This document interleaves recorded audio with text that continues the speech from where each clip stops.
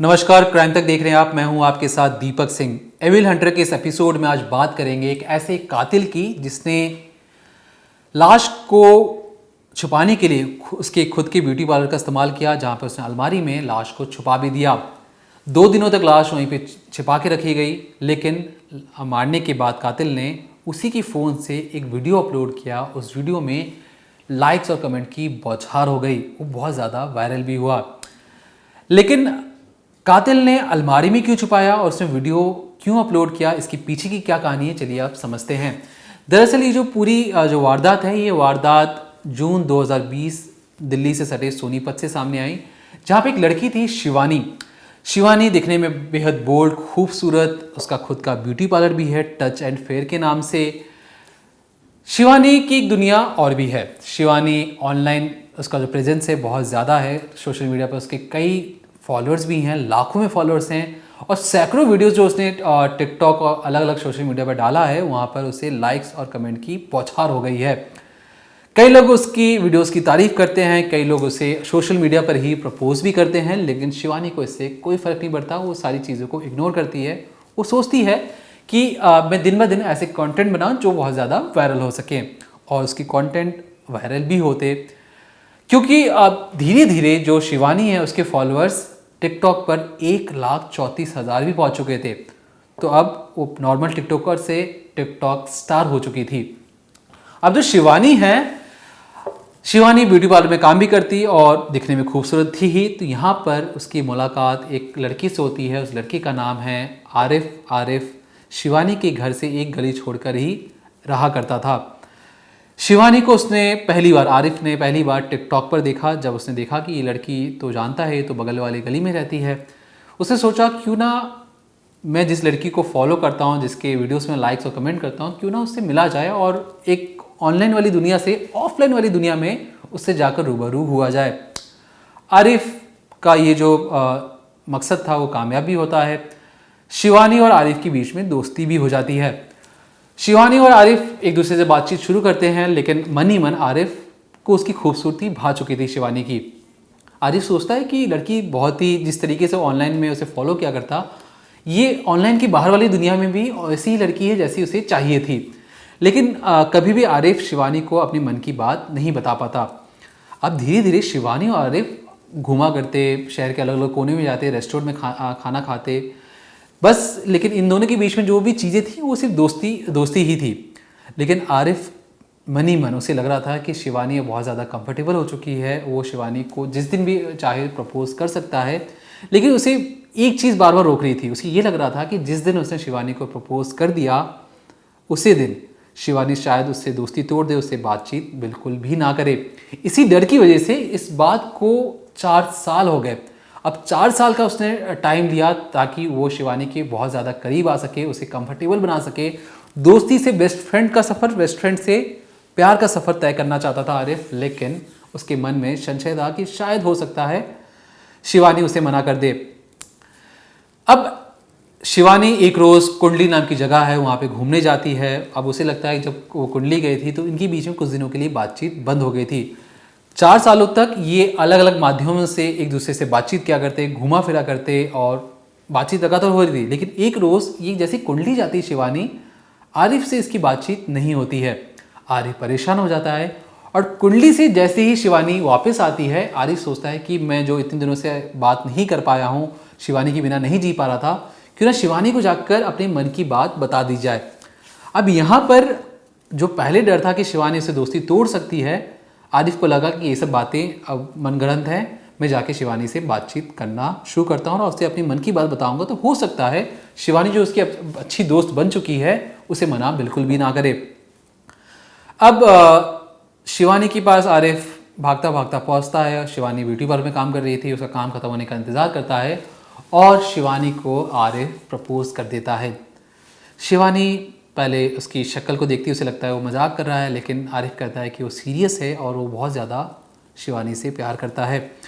इसके बाद शिवानी कहती है कि तुम बहुत गलत सोच रहे हो, हम अच्छे दोस्त थे, हमारे बीच में ऐसा कुछ भी नहीं है जिसे हम प्यार का नाम दे सकें। अब आरिफ को लगा कि बात बिगड़ चुकी है, वो बार बार उसे टालने की कोशिश कर रहा था, लेकिन शिवानी ने कहा कि देखो हम दोनों अच्छे दोस्त हैं, लेकिन तुमने जो आज ये हरकत की है इसके बाद मैं तुमसे कभी भी बातचीत नहीं करूँगी। आरिफ सॉरी सॉरी बोलना शुरू करता है, लेकिन शिवानी वहाँ से चली जाती है अपने घर, और जो आरिफ है उसे बिल्कुल भी कोई कांटेक्ट नहीं रखती है। एक दिन बीतता है, 2 दिन बीतता है, 5 दिन बीत जाते हैं, 10 दिन बीत जाते हैं। ऐसा करते करते 2 हफ्ते से ज़्यादा दिन हो जाता है। ना कांटेक्ट, ना कोई फ़ोन कॉल, ना कोई मैसेजेस, ना बाहर मिलना। आरिफ को लगता है कि उससे बहुत बड़ी गलती हो चुकी है। अगर वो प्रपोज़ नहीं करता तो आज भी शिवानी और आरिफ दोनों अच्छे दोस्त होते। उसे अपने किए पे पछतावा तो हो रहा था। उसे लग रहा था कि मैं कैसे भी करके शिवानी को दोबारा से मना लूँगा अगर वो मुझसे एक बार भी बात कर ले। वो उसके घर पे जाने की कोशिश करता है, लेकिन वहाँ पर उसकी बातचीत नहीं होती है। वो सोचता है कि घर वाले, जो शिवानी के घर वाले, उसे तो अंदर आने नहीं देंगे, ये उसे बाहर ही मिलना पड़ेगा। वो इंतज़ार करता है कि जिस दिन शिवानी ब्यूटी पार्लर जाएगी और जब कोई कस्टमर या ब्यूटी पार्लर के अंदर कोई नहीं होगा, उस वक्त ही वो जाकर शिवानी से बातचीत करेगा, उसे समझाने की कोशिश करेगा। शिवानी जिस दिन ब्यूटी पार्लर जाती है उसे मौका मिल जाता है, और वो ऐसा टाइम चुनता है जिस वक्त कस्टमर नहीं और जो उसके साथी हैं, जो उसके साथ काम करने वाले लोग हैं, उस दिन भी कोई ब्यूटी पार्लर में ना हो। आरिफ ब्यूटी पार्लर जाके दरवाज़ा खटखटाता है और कहता है कि शिवानी, मैं आरिफ हूँ, मुझे अंदर आने दो, मुझे तुमसे बात करनी है। शिवानी ब्यूटी पार्लर के अंदर से कहती है कि आरिफ सुनो, मैंने तुमसे पहले भी कहा था कि मुझे तुमसे कोई मतलब नहीं रखना, कोई कांटेक्ट नहीं रखना, तुम मुझे परेशान करना बंद कर दो। तुम मेरे घर पर भी आते हो, मुझे ये चीज़ें पसंद नहीं हैं। जब मैंने तुमसे कहा है कि मुझे तुमसे बात नहीं करना, तुम मुझे क्यों परेशान कर रहे हो? आरिफ दरवाजे के बाहर खड़े होकर बार बार कहता है कि मुझे माफ़ कर दो, सॉरी यार, हम अच्छे दोस्त थे। लेकिन यहाँ पर कोई बातचीत नहीं सुनी जा रही थी शिवानी की तरफ से। इसके बाद गुस्से में जो आरिफ है वो ब्यूटी पार्लर का जो दरवाज़ा था उसे तोड़ देता है और अंदर दाखिल हो जाता है। जैसे ही अंदर दाखिल हो जाता है, शिवानी परेशान हो जाती है। शिवानी कहती है कि तुम एक कदम भी आगे मत बढ़ाओ, मुझे तुमसे कोई बातचीत नहीं रखनी, मैं तुमसे कितनी बार समझाऊं। यहाँ पर आरिफ को लगता है कि बात बिगड़ चुकी है। उसके आँख में आंसू था, लेकिन उसे समझाने की कोशिश करा शिवानी को, लेकिन शिवानी डर के मारे, आप खुद सोचिए कि ब्यूटी पार्लर का दरवाज़ा तोड़ा जा चुका है, आरिफ चिल्ला रहा है, समझाने की कोशिश कर रहा है। इस पर शिवानी पुलिस को कॉल करना, फ़ोन निकाल कर जैसे पुलिस 100 नंबर पे डायल करने की कोशिश करती है, आरिफ जाता है उसके पास, फ़ोन छीन कर फेंक देता है। उसे लगता है कि जिससे वो प्यार करता था अब वो उससे प्यार नहीं कर रही है, ना ही कोई बातचीत कर रही है, तो क्यों ना गला दबा के इसकी मौत की घाट उतार दिया जाए, ताकि उसका जो गुस्सा है वो शांत भी हो सके। इस पर शिवानी हाथ पर मारती है, लेकिन आरिफ के ताकत के आगे वो बेबस थी। मौके पर ही उसकी मौत हो जाती है, और जो आरिफ है वो उसकी मौत को सुनिश्चित करने के लिए उसने शिवानी का दुपट्टा लिया, उससे भी गला घोटने की कोशिश की। जब आरिफ को लगता कि शिवानी की मौत हो चुकी है, उसका गुस्सा जो था शांत हो चुका है, उसने सोचा कि अब जो लाश है उसे कहाँ छुपाया जाए, क्योंकि ब्यूटी पार्लर के बाहर तो कई सारे लोग हैं जो उसे पकड़ सकते हैं, और ये जो हंगामा है ये हर किसी के आंखों में आ जाएगा। और सबसे बड़ी बात कि उसने तो मर्डर कर दिया है, अब उसे जेल जाने से कोई रोक नहीं सकता। वो चुपचाप जो लड़की है शिवानी, उसकी ब्यूटी पार्लर के अलमारी में उसी की लाश को छुपाकर रख देता है, ताकि किसी को भी इसकी भनक ना लगे। वो फ़ोन उठाता है और पूरे ब्यूटी पार्लर को साफ करके दरवाज़ा बंद कर देता है, चली जाता है। अब ये बात थी शुक्रवार की। शुक्रवार देर शाम तक जब शिवानी घर नहीं लौटी, तो जो शिवानी के पिताजी हैं वो फ़ोन करते हैं, मैसेज करते हैं कि बेटा तुम कहाँ हो, तुमने अब तक घर क्यों नहीं आई, तुम रिप्लाई क्यों नहीं कर रही हो। इस पर शिवानी कहती है कि पापा, मैं शिवानी बनकर, जो आरिफ है वो मैसेज करता है शिवानी के पिता को कि पापा मैं हरिद्वार में हूँ, मैं आपसे 2 दिनों बाद मिलूँगी।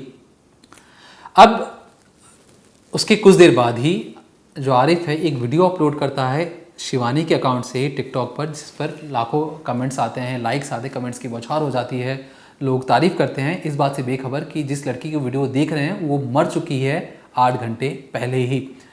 अब जो आरिफ है उसके दिमाग में क्या चल रहा था शैतानी खोपड़ी में, उसे लगा कि पुलिस उस तक कभी भी नहीं पहुंच सकती है। लेकिन 2 दिनों बाद जब कोई मैसेज नहीं आया, ना कोई कॉल आया, तो परिवार वाले को फिक्र होने लगी, उन्हें समझ में नहीं आ रहा था उनकी बेटी कहाँ गई है। लेकिन 2 दिनों बाद जब ब्यूटी पार्लर को दोबारा खुलता है, तो जो साथी था शिवानी का, नीरज, वो जाके देखता है कि बहुत ज़्यादा बदबू आ रही है, ऐसा लग रहा है कोई चीज़ सड़ चुकी है। इसके बाद जैसे वो अलमारी खोलता है, वो शिवानी की लाश को देखकर अबाक रह जाता है। वो चिल्लाते हुए डर के मारे बाहर आता है, पुलिस को फ़ोन करता है।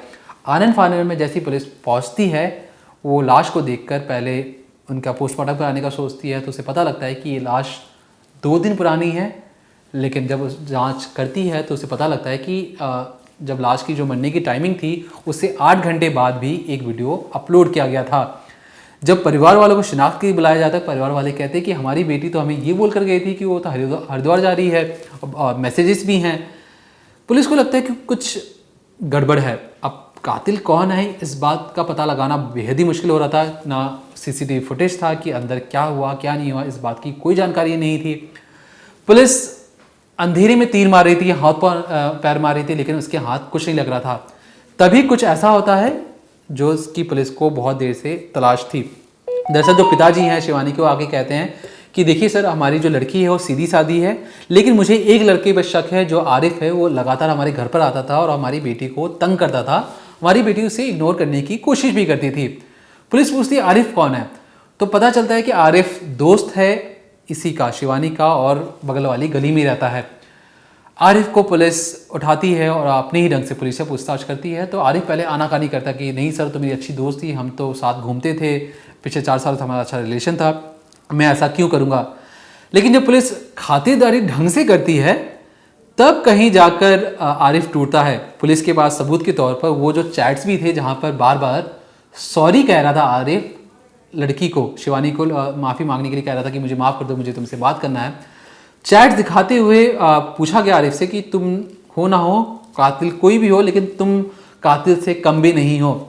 आरिफ टूटता और कहता है कि देखिए सर, पिछले 15 दिनों से मुझसे कोई वो लड़की बातचीत नहीं कर रही थी, हम अच्छे दोस्त थे, मैंने उसे प्रपोज ही किया था, वो प्रपोज को नहीं मान रही थी, मुझसे उसने बातचीत बंद कर दी थी। और यहाँ तक कि जब मैं उसकी ब्यूटी पार्लर में माफ़ी मांगने के लिए गया तो उसने डर के मारे पुलिस को फ़ोन लगाने की कोशिश की, जिससे लेकर मैं डर चुका था और मैंने सोचा कि क्यों ना ये किस्सा ही ख़त्म कर दिया जाए।